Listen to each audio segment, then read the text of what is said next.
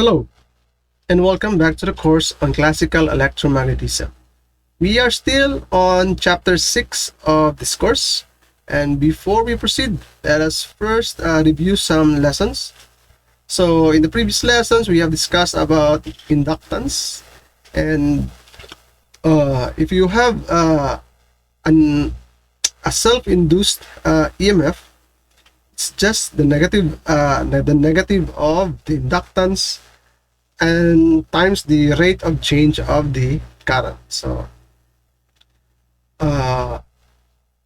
materials which have a specific inductance are called inductors, and the purpose of this materials is to resist the changes in flux, so changes in magnetic field, or changes in area of the loop, or changes in the current.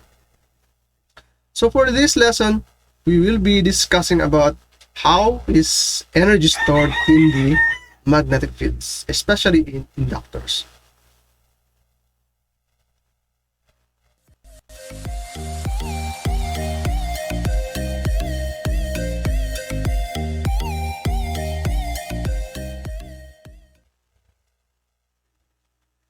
So magnetic field energy or magnetic potential energy is just the energy stored within the magnetic field. And for inductors, it is equivalent to 1/2 Li squared. So this is the work done on inductors, and take note, work and energy are just basically the same. So the work done on inductors, the energy that you give to inductors by doing work, is stored within the field, within the magnetic field of the inductors. It's 1/2 Li squared. So this is, L is inductance, I is the maximum current in the inductor. In general, the energy stored within magnetic fields is equivalent to 1/2 mu naught, the integral over all space of B squared dV. So if you will recall, if you compare to capacitor, the work done on capacitors, so the energy stored within a capacitor is 1/2 CV squared, and the work or the energy stored in electric fields is E squared dV. So you will notice that the term B squared over 2 mu naught is what we call magnetic field energy density, energy per unit volume. You multiply with the volume, you get the magnetic field energy stored in the field itself. So these are the general forms for magnetic field energies. Okay, let's go back to our lesson on mutual inductance. So here we have two conducting materials. So you have a cylinder with radius A, and a cylindrical shell with radius B. So in the cylinder A, current is moving in that direction. In cylinder B, it's going in the opposite direction. So find the energy stored within the magnetic field in the region between the inner and the outer cylinder for a section of length L. So in this case, the current or the magnetic field is actually in the phi hat direction. So it's just basically the magnetic field of a current carrying wire, mu naught I over 2 pi s phi hat in this case. So the current inside is in that direction, therefore the magnetic field is the phi hat direction. Okay, so how do we solve for the energy stored? So the magnetic field outside in this scenario is 0, because if you use Ampere's law, if you create an Amperian loop outside, this is your Amperian loop, the total current enclosed is, you have positive I in that direction, negative I in the opposite direction, so it's 0. So the magnetic field outside is actually 0. So this is outside. So therefore, the magnetic field is, in this scenario, is only within this region from A to B. So the magnetic field is only defined in this region here from A to B. So we use the formula for the energy stored in magnetic fields. So you have 1/2 mu naught integral over all space. It's a volume integral of B squared, which is mu naught I over 2 pi s squared dV. So our volume here in cylindrical coordinates is S ds d phi dz. This is a volume integral. So b squared dv. This is our b squared. This is our differential volume in cylindrical coordinates. So you will get 1 over 2. Sorry. Let's get all of the constants out. Mu naught will cancel out. There's a mu naught squared. There's a mu naught. So you will have mu naught I squared over, you have 2 squared. So 4 times 2, you have 8 pi squared. And then you will have integral of ds. And you will have s. You have 1 over s squared here. So you will have ds over s. This is evaluated from a to b. Take note, originally it should be all space from 0 to infinity, but since the magnetic field is only defined in this region. Again, below, if s is below a in this region here, there's no current enclosed, because we assume that the current is only on the surface. So the magnetic field in this region is also 0. So the magnetic field, the s part is only defined from a to b. And then dphi is of course from 0 to 2 pi, and dz is from 0 to L, the length of our cylinder. So you integrate all of that, and you will get a value of 1/2 mu naught L over 2 pi ln of b over a I squared. This is the energy stored within this region here in the magnetic field. Now, if you will notice from our formula, the energy stored in the magnetic field is also equal to 1/2 Li squared. Therefore, this term here is the inductance of our system here, if it acts as an inductor. So basically 1/2 Li squared. So meaning, we can actually easily solve for the inductance of an inductor by solving its stored energy first, by solving the magnetic field energy or the magnetic potential energy. So you can easily solve. This is actually a much easier way to solve for the inductance. You solve for the energy first and then the inductance, equated to 1/2 Li squared. So this example is our previous example. It's a toroidal solenoid. So let's now verify the inductance of a toroidal solenoid. This is actually our result before. We need to verify it by solving the energy stored within the field first. Okay. So in this example, we know that the magnetic field of a toroidal solenoid is equal to, I'm just gonna write it here, mu naught Ni over 2 pi s phi hat. This is the magnetic field of a toroidal solenoid. Now, if we wanna find the energy stored within the field, so take note, the field in this case is only in this region here. So the S starts from A to B. That's the only region where there is magnetic field. From S is from A to B.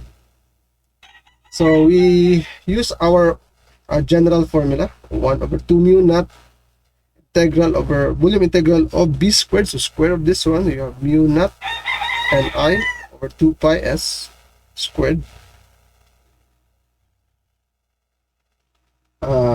dv. So dv again is, this is cylindrical coordinates, so s ds dp dc.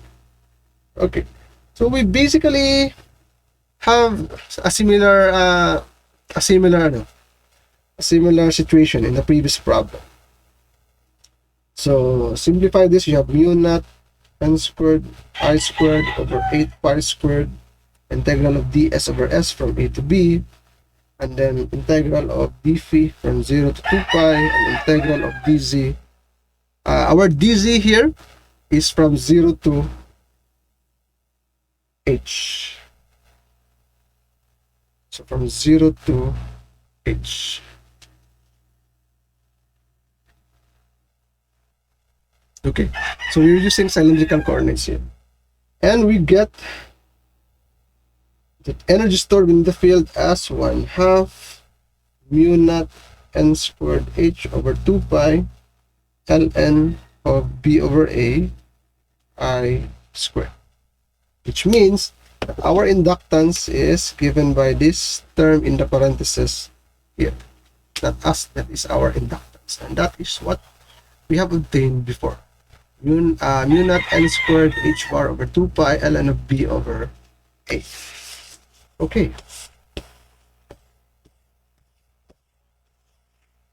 So for our next example, we have an RL circuit. So the switch is in position A for a very long time. So in that case, we have a resistor and an inductor. Since the switch is in A, position A for a very long time, meaning we expect that the inductor is now fully charged. So what I'm gonna quote charge, because there's no magnetic charge. So it's it already has stored the maximum energy possible. So suddenly the switch is thrown to B. So the switch is thrown to B like that. So disconnecting or bypassing the battery. So you now have a classic RL. There's no source, only an RL. But L here already has the maximum stored energy. So find the current flowing in the circuit and the energy delivered to the resistor. So in this case, you now switch it, throw the switch to B. So the current is now flowing in your inductor. So most probably this will be the positive side, so the current will be flowing in this direction. It's a function of time. And you're also asked the energy delivered to the resistor. Okay. So in this case, there are only two elements in our circuit, a resistor and an inductor. So the induced EMF, so there will be an induced EMF in the inductor. Because when you switch it, when you throw the switch to B, the current in the circuit will actually surge. So there is a variation in current, meaning there's a variation, or there is an induced EMF in your inductor. And that's induced EMF is just equal to the voltage drop across the resistor. So the induced EMF is negative L di dt. It's equal to IR. So you have di over I is equal to negative R over L dt. So you integrate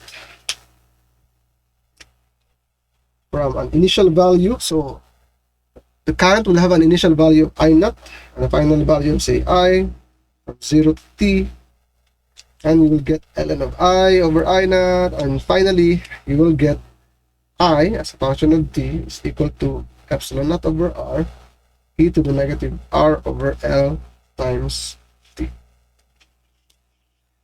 So usually in your basic electromagnetism, R over L is what we call a time constant, or L over R, sorry. L over R is a time constant. It's the value of, it's the time wherein almost 67% of the current has dropped. So at time is equal to 0, the current is, this is the initial value of the current, epsilon naught over R. This is basically our I naught.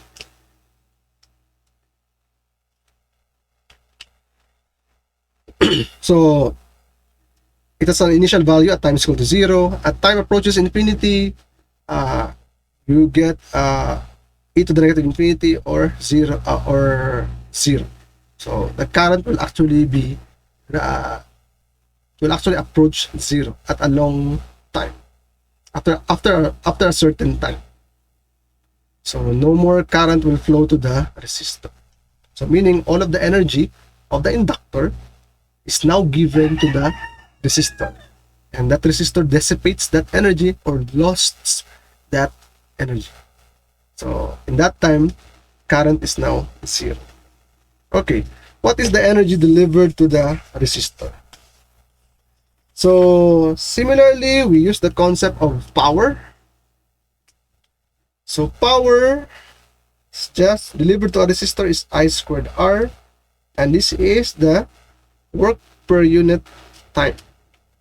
So the work, differential work, is just I squared R dt. You integrate that to get the work done on the resistor, which is just basically the energy delivered to the resistor. So you have, this is basically just the work on the resistor, and you will get I squared. So I squared is basically just I naught squared, or epsilon naught over R squared, and then integral of, so you have R and then e to the negative R over L t squared, so you get a factor of 2 dt from 0 to t. So you change variable so that it will just become a regular exponential e to the u du, and this will give you a value of epsilon naught, the EMF squared over 2 R squared L, or if you will rewrite this one, we'll have 1/2 L and then epsilon naught over R squared, where epsilon naught over R squared is just I naught squared, which is just the initial or the maximum stored energy in your inductor at the start. It's 1/2 L I naught squared, and then all of that energy is again delivered to the resistor and lost or dissipated in the resistor. So that one. So all of the energy stored in the resistor is basically all of the energy of the inductor at the start, 1/2 L I naught squared.